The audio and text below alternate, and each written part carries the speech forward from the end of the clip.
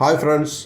Stress, strain, tension, depression இந்த வார்த்தைகள்லாம் வந்து இன்றைக்கி நிறைய கேள்விப்படுறோம். அதுலேயும் குறிப்பாக சின்ன பிள்ளைங்க இதை பற்றியெல்லாம் பேசுகிறது ரொம்ப ஷாக்கிங்காக இருக்குது, ரொம்ப போராக இருக்குது, ரொம்ப ஸ்ட்ரெஸ்ஸாக இருக்குதுன்னு சர்வசாதாரண பிள்ளைகள் பேசிகிட்டு இருக்கிறாங்க. இதுக்காகவே இந்த உலகம் நிறைய மாறிட்டே இருக்குது. அதுக்குள்ளேயே நிறைய பிஸ்னஸ் ஸ்கேமெல்லாம் இருக்குது. மால் கல்ச்சர் அப்படிங்கிறது வந்து புதுசாக வந்திருக்கு, உங்களுக்கு தெரியும்.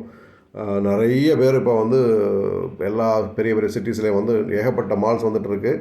மாலில் போய் தான் ஸ்ட்ரெஸ் ரிலாக்ஸ் பண்ணிக்கணும், ஸ்ட்ரெஸ் பஸ்ட்டாக நினச்சிக்கிட்டு போயிட்டுருக்காங்க. உண்மையில் இருக்கான்னு கேட்டால் டெம்பரரியாக ஒரு ஸ்ட்ரெஸ் பஸ்ட்டாக அது இருக்குது அப்படிங்கிறதான் உண்மை. காலையிலேருந்து சாயங்காலம் வரைக்கும் நல்ல ஏசியில் அப்படியே சுற்றிக்கிட்டு ஏதாவது சாப்பிட்டுக்கிட்டு ஏதாவது பர்ச்சேஸ் பண்ணிட்டு வர்றது. பட் அதுவே வந்து ஒரு பெரிய அடிக்ஷனாக மாறிச்சு அப்படின்னு சொன்னால் நிறைய தர்மசங்களை கொண்டு வருது. அதுவும் டெம்பரரியாக தான் இருக்குது. அப்புறம் 2 நாள் கழித்து மறுபடியும் எகெயின் மாலுக்கு போகணும்னு ஆசைப்பட்றாங்க, திருப்பி மாலுக்கு வர்றாங்க.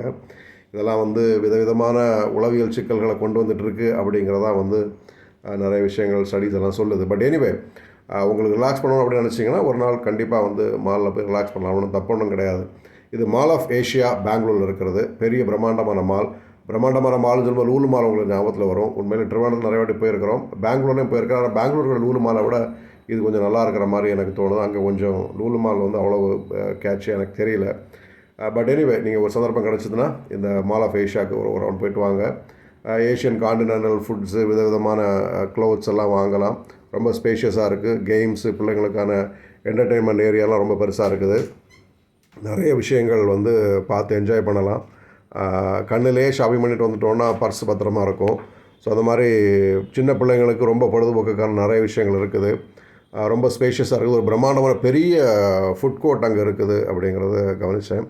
அதில் நிறைய விதவிதமான ஃபுட்ஸ் எல்லாம் நீங்கள் ருசிக்கலாம். ஒரே நாளில் விதவிதமான புது ஃபுட்ஸ் எல்லாம் சாப்பிட்டு வயிற்ற கெடுத்துக்காதீங்க.